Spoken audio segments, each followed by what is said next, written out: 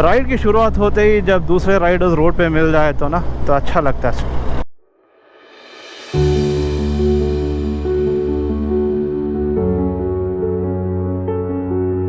तो समझ में आ रहा है कि 6 लेन हाईवे बनते ही बहुत ही अलग होने वाला है केरल में सफ़र। से बैठा मैंने ऑर्डर दिया और खाना आधे खाना ख़त्म भी कर दिया।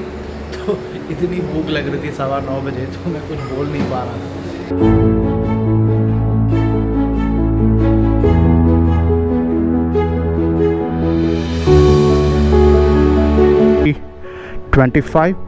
7th of September Saturday।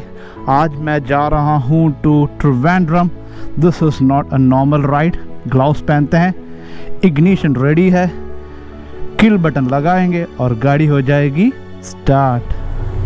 That's it. Nandi is ready and roaring. Time to get going guys. Meet you on the road. Ride की शुरुआत होते ही जब दूसरे राइडर्स रोड पे मिल जाए तो ना तो अच्छा लगता है, क्योंकि ना मैं एक सोलो राइडर हूँ। जब सोलो राइडर सोलो राइड करता है ना तो बाकी राइडर को देखते हैं ना थोड़ा सा जोश मिल जाता है उससे भी। Karnataka 51, so they are from Bangalore, Himalayan Riders.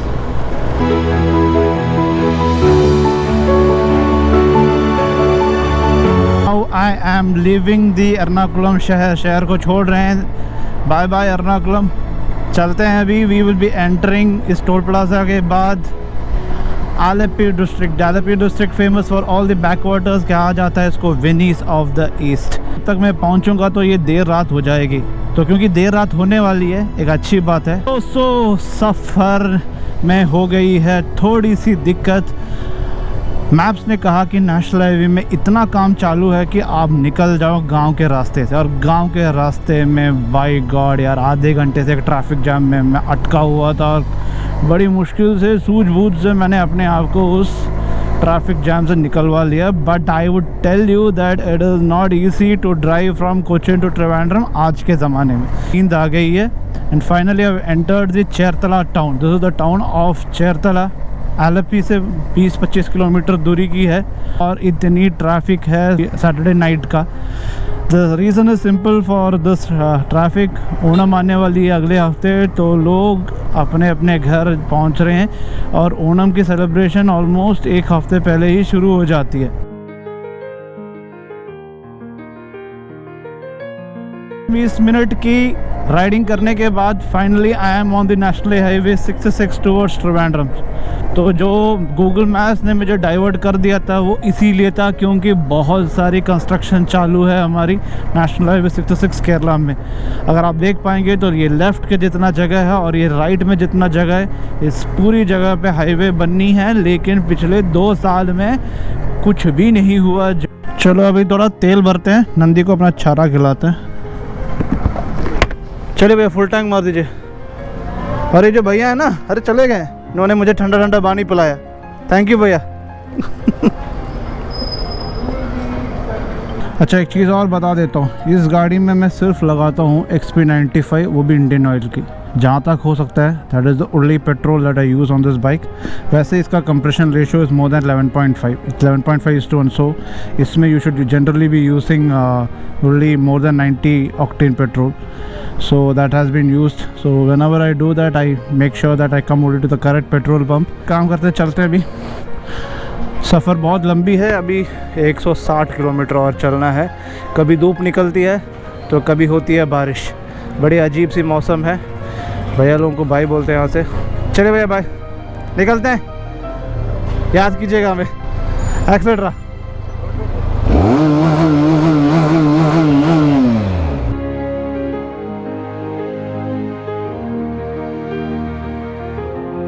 शुरू होती है आलेप्पी बाईपास। जी हम आलेप्पी टाउन को उस तरफ छोड़ते हुए बाईपास पकड़ के निकल रहे हैं और नेशनल हाईवे 66। अब ये ना जो बाईपास, इसको बनने में 57 ईयर 57 साल लग गए थे। अब यकीन करोगे कि किसी रोड प्रोजेक्ट को ख़त्म करने में 57 साल लग सकती है। जी हाँ, वो यही एक आलेप्पी बाईपास है। सूर्यास्त होने को जा रही है और आलेप्पी बाईपास में थोड़ी बहुत तो ट्रैफिक है। और भैया ये कब तक ट्रैफिक ख़त्म होगा पता नहीं। राइडिंग कर रहा हूँ कि मैं अपने साथ टेंशन पालने का कोई कोटेशन लेके बैठा हूँ। दिस इज़ द आलपी बीच। आलपी बीच को क्रॉस करते हुए बाईपास पे हम निकल रहे हैं। दिस आलपी बीच इतनी सुंदर है, नीचे जाके देखना पड़ेगा। शाम को कभी कभार आने का मन करता है यहाँ पे, लेकिन हाईवे कंस्ट्रक्शन के चक्कर में कभी आता ही नहीं हूँ। मेरा ही गांव है लेकिन मैं कभी नहीं आता हूँ यहाँ, क्योंकि यहाँ पे हालात बहुत ख़राब है रोड्स की। तो मैं चले जाता हूँ नॉर्थ के डायरेक्शन में। तो चाय आ गई है, चाय के साथ है परिप वड़ा, दाल वड़ा। अब आएगा मज़ा। सनसेट होने को जा रही है, अब पता नहीं वड़ा के साथ क्या खाऊंगा मैं। थोड़ी देर में रात हो जाने वाली है।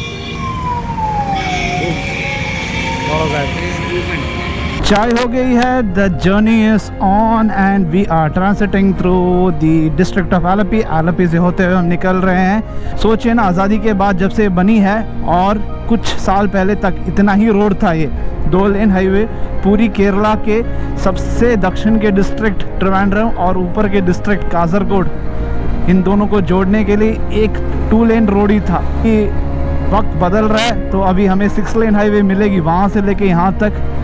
खूबसूरत, अमेजिंग सनसेट होने जा रही है और थोड़ी देर में रात हो जाएगी, शाम आ जाएगी और we will be doing our night ride. और सोचिए, जब इतनी ट्रैफिक होगी और रोड कंस्ट्रक्शन चालू है तो भाई नाइट राइडिंग कैसे हो पाएगी। अभी शाम हो चुकी है, रात होने वाली है and sunset is already done. So we are about to start our night ride. Headlights are switched on by most of the vehicles, as you can see behind me. So what we also need to ensure is that our motorcycle is also first fully prepared from the light department to do the night riding. So इसके लिए हमें करना, we'll have to just check that our headlamps, our indicators as well as the fog lamps, they are all working or not. So this is just a small check which would have been done by most of you at most part in time. So as you can see, my lights are on. The high beam will not switch on. That is because it will only happen when the vehicle is on the move, and only when the ignition is given, the normal lights also would run. So the indicator bulb, as you can see, is pretty much working, so there is no issue. The thing which you need to see next is, will your fog lamps work or not? First fog lamp is working. The second fog lamps, I'm not opening it right now because the road conditions are not good for such a spread of the fog lamps. So that should be good enough with me. So time to get back on the saddle and do my journey. Both my normal lights and as well as the high beam, it's working. So that is always a good indication that okay, I should get going with my ride. So slowly we'll start pulling off from this place of rest. Now remember, when you get on the highway, you may not be so very visible to everyone who's around you. So for that reason, if you have any indicators such as any blinking lights, those things can be used in its limited manner. So the limited light will ensure that people see you, they're aware that you are on the road as well. Use the high beam only selectively. Do not use the high beam indiscriminately, because that will put many of the other road passengers in a disarray. So lesson number 1, check your lights and ensure that it is in proper condition. Time for second tip on how to do your night riding properly. Definitely always maintain a proper distance between your vehicle as well as the vehicle in front of you. Especially अगर वो गाड़ी बड़ी है, it's a truck or is it a what do you call, a bus or something like that, or even a car for that matter. Maintain a good healthy 30 to 35 meters if possible. नहीं है, but then you can come down to 20 meters, but then always keep your speed in limit.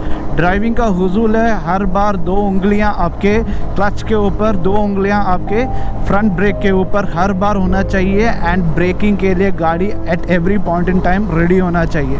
अभी मैंने एक झटके में lower gear down किया और वापस मैंने अप किया गाड़ी.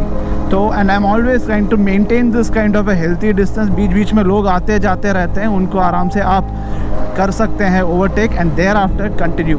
सो point number 2, at any point in time always maintain a healthy distance between you and the vehicle in front of you. Depend upon your vehicle's braking distance, the speed, the road conditions. Time on the clock is 7:30 and I have been riding for 4 hours. 4 घंटे में मैंने तय किया है अभी तक 110 kilometre. मात्र 110 kilometre. उतनी ख़राब है आज के दिन का मेरा राइडिंग, दिन और रात मिला के. सो time for the tip number 3 night riding करने का, वो है अलर्टनेस एंड देयरफॉर स्पीड। अगर आपका अलर्टनेस का स्टेट अच्छा नहीं है, आपको नींद आ रही है, आपको ज़्यादा थकान हो रही है, I would strongly recommend such a time is when you need to stop riding. आप गाड़ी कहीं साइड में पार्क कर लीजिए, थोड़ी देर सो जाइए अच्छी तरह से। नींद आ नहीं रही है या अच्छा नहीं फील हो रहा है तो you can still check in to a local hotel, पूरा रात सोच लीजिए और उसके बाद get up in the morning and ride fresh. If you ride fresh, that is most important. It is not important that आपने नाइट राइड कैसे कर लिया, आधे अधूरी नींद के साथ आपको कभी भी राइड के ऊपर उतरना नहीं चाहिए रात के वक्त। That is the most important thing. So if you are not feeling alert enough, time to stop the ride and take a rest. और दूसरी बात ये है कि अलर्टनेस आप ज़्यादा देर के लिए मेंटेन नहीं कर सकते हो। So whenever you are riding, take some occasional break. For example, maybe in every 1 hour you can take a 10 or 15 minutes break, have a tea, have some samosa, keep up with the break schedule also at the same time and do the night ride. When you are alert, have your speed under control. There is no need to do speeds of 85, 90, 100 because those are the speeds which you will never be able to maintain continuously, and therefore you will be continuously shuffling down between speed regimes. And what will be the end result? Accident. So it's best that you keep a normal speed. Tell your mind that you are not going to go beyond 60 or 65 until unless you are going to overtake someone, then maybe 70, 75, but you are always going to do a normal speed because in Indian conditions we cannot be sure what will happen on the road. So 60, 65 is all that you need. 8:45 PM and बचा हुआ है around 60 kilometre to my home. So सोचिए ना कि मतलब मैं करीबन 5 घंटे पहले मैं यहाँ बैठा हुआ था इस सैडल के ऊपर और मेरे से हुआ है मात्र 150 के आसपास, 150 किलोमीटर राइड ही कर पाया हूँ मैं। 30 किलोमीटर के एवरेज स्पीड से जा रहा हूँ मैं। बहुत ही ख़राब है रोड, इतना ख़राब है, कंस्ट्रक्शन हर जगह चालू है, डाइवर्शन है, ऊपर से पता नहीं केरल के सारे लोग गाड़ियाँ पकड़ के उतर आए हैं। बहुत ही बुरी हालत है। नाइट राइडिंग की ना पीक है ये, पीक। इससे बहुत आसान होती है जनरली नाइट राइडिंग करना क्योंकि ज़्यादा ट्रैफिक होती नहीं है, रोड की कंडीशन ठीक ठाक रहती है और लोग इतना सड़कों पे उतर आते नहीं हैं। यहाँ पे तो बुढ़े बुढ़े अंकल साइकिल को घसीटते हुए जा रहे हैं। चलिए ये सब तो होता रहेगा। Point number 4 of night riding, the point number 4 of night riding is hydration. जी हाँ, आपको पानी बीच में पीते रहना चाहिए। पानी के बिना अगर आप सोचोगे आप नाइट राइडिंग कर जाओगे तो भैया जब आपका दिमाग अचानक से स्विच ऑफ हो जाएगा आपको पता भी नहीं चलेगा। ये जो हाइड्रेशन का पॉइंट है ये तो जनरली इन राइडिंग डे या नाइट एप्लीकेबल है। स्पेशली जब गर्मी ज़्यादा पड़ती है तो हम कहते हैं कि डे टाइम में तो आपको पी लेना चाहिए, लेकिन क्या है कि डे टाइम में आपके पास बहुत प्यास होने का चांस है क्योंकि गर्मी लगती है, आप प्यासा फील कर सकते हैं तो आप पी लेंगे पानी। बट नाइट राइड में आपको इतनी गर्मी फील नहीं होगी, धूप तो निकलती नहीं है, तो आप क्या करते हैं, आप हाइड्रेशन को स्किप करते रहते हैं। सो माई स्ट्रिक्ट एडवाइस इज़ आधा बोतल पानी यानी कि आधा लीटर पानी आप हर घंटे का पीजिए। अगर आप पूरा नाइट 8 घंटे का राइड कर रहे हैं तो आप सोच लीजिए कि आपको कितना पानी कैरी करना पड़ेगा। और देर रात में अगर आप राइड कर रहे हैं, मान लीजिए आप 10 बजे के बाद राइड कर रहे हैं, तो आपको ऐसा पानी मिलना भी बहुत मुश्किल पड़ सकता है। तो what should you do? In that condition, please stop at some place, buy some 2-3 bottles of 1 liter PET bottles of drinking water and store it with you, and as you keep riding आधा litre पानी पीते रहना। and do stop for the loo breaks and space it out। Night ride करना वैसे ही risk के मामले में बहुत ही ज़्यादा है compare to day riding. And day riding का जितने भी नॉर्मल चीज़ें होती है जैसे हाइड्रेशन, रेस्ट, वो थोड़ा ज़्यादा ही इम्पोर्टेंस के साथ आपको देखना पड़ेगा नाइट राइडिंग करते वक्त। आप किसी भी फैक्टर को आप सोच नहीं सकते कि हाँ रात हो गई है तो शायद पानी पीना बंद कर सकता हूँ, हाँ रात हो गई है तो एक काम करते हैं खाना थोड़ा अच्छा सा खा लेता हूँ क्यों। So all this wrong notions have to be stopped and आपको आना है with more alertness and more concern about the same points. 5.5 घंटे चलाने के बाद पहले बार दिख रहा है कि मतलब 6 लेन हाईवे हो क्या सकती है। शुरू होते होते ही ख़त्म हो गया। लेकिन बात तो समझ में आ रहा है कि 6 लेन हाईवे बनते ही बहुत ही अलग होने वाला है केरल में सफ़र, क्योंकि इतनी क्यूट एंड क्या बोलूँ स्मूथ है रोड कि आप झटके में आप एक शहर से दूसरे शहर पहुंच सकते हैं। 200-300 किलोमीटर तो शायद आप 4 घंटे 5 घंटे के अंदर ही ख़त्म कर पाओगे। टाइम हो गया रात के 9:15 बजे और मुझे लग रही है भूख, तो हम आ गए हैं अभी आर्यस जूस कॉर्नर।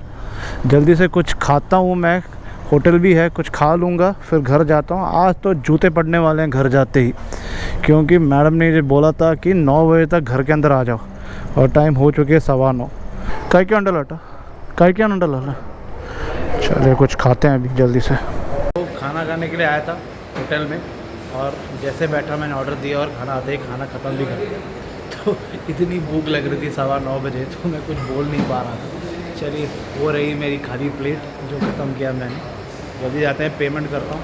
पेमेंट करने के बाद निकलते हैं यहाँ से। अभी भी 50 किलोमीटर बचा हुआ है और बहुत टाइम लगने वाली है। 9:30 तो 20 मिनट निकल गया खाना खाने में।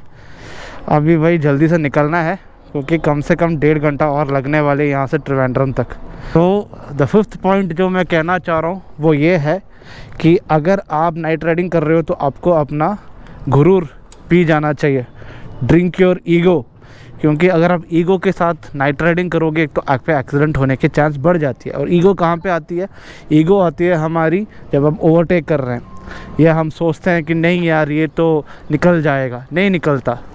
आपको सोचना चाहिए कि कुछ नहीं होने वाला है। आप एक आम इंसान हो, you are just a normal guy trying to do a normal bike ride, and therefore there are chances of you going and meeting with a dangerous height. So always play very defensive, highly defensive, go slow, think a lot, never overtake unless you are very sure that the entire track is clear for you and you can see anything and everything happening around you. So that is the 5th point. तो these are the 5 points। अगर आप याद रखेंगे तो I am sure आपकी night riding करना बहुत easy हो जाएगा, जैसे कि मैं भी अभी कर रहा हूँ। चलिए अभी जल्दी चलते हैं, त्रिवेंद्रम में मिलता हूँ मैं भी। और इसी के साथ एंट्री होती है त्रिवेंद्रम शहर में। समय है 10:15 बजे, तो नॉट बैड। फिर भी 18 किलोमीटर और चलना है मुझे घर की तरफ। ठीक है, आधा घंटा और शायद लगेगा, लेकिन हम त्रिवेंद्रम शहर में एंट्री कर चुके हैं। त्रिवेंद्रम शहर एकमात्र शहर है केरल का जहाँ पे इस प्रकार की फ्लाईओवर बनी हुई है। हाँ है, कोचीन सिटी में भी फ्लाईओवर्स हैं, लेकिन वो जंक्शन फ्लाईओवर्स है। लेकिन ये फ्लाईओवर कहीं और से शुरू होता है और कहीं और ही ख़त्म हो जाता है। सो ओवरपास बोलो या फ्लाईओवर जैसे भी बोलो। तो रात की 10:15 बजे हो गई है त्रिवेंद्रम में entry and I am so happy. कम से कम 6 घंटे के अंदर तो मैं आ गया अपने घर, वरना यहाँ पे यही सफ़र करने में लग जाती है 7-8 घंटे। गणेश चतुर्थी के दिन त्रिवेंद्रम सजी हुई है। अब मैंने कैमरा थोड़ा लेट से स्टार्ट किया, वरना पूरा शहर सजी हुई है। वाह, त्रिवेंद्रम का कल्चर काफ़ी अलग है कोचीन के कल्चर से। कोचीन बस भाग दौड़ में लगी रहती है मुंबई की तरह, लेकिन कल्चर तो पुणे वालों के पास है। बुरा मत मानना, ये मेरी सोच है। वैसा ही है त्रिवेंद्रम और कोच्चि के बीच में।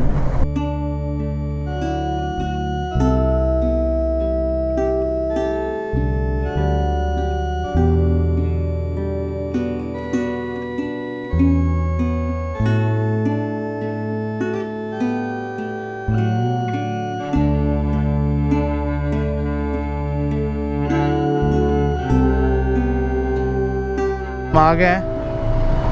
ओह गॉड, क्या सफ़र थी। पता नहीं सफ़र हिंदी वाली थी कि इंग्लिश वाली, लेकिन मज़ा आ गया, पूरा मज़ा आ गया, फुल एन्जॉयमेंट हो गया। जब सड़क बन रही होती है ना, तभी उसमें चल के जाने का असली मज़ा आता है, क्योंकि आप थोड़ा सा एडवर्स कंडीशंस भी फेस करोगे, थोड़ा अलग लगेगा, अजीब लगेगा। क्योंकि बाद में जब सड़क बन जाएगी, हाईवे बन जाएंगे, तो आप तो फिर उसके ऊपर उड़ोगे। इस बाइक में अगर हाईवे अच्छी मिल जाए तो आप सिर्फ उड़ते हो। और मैंने आखिरी के 15 मिनट 20 मिनट जब त्रिवेंद्रम सिटी लिमिट्स में एंटर कर ली थी, I was just flying on that road, because the roads are good, this bike just flies. चलो जल्दी से जाते हैं और घर वालों की गालियाँ सुनते हैं।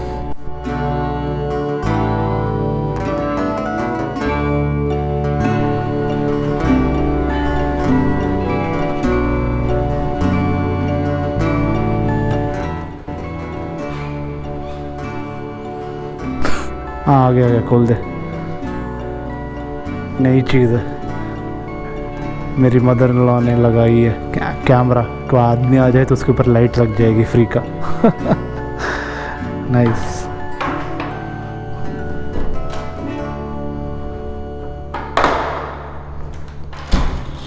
हाय।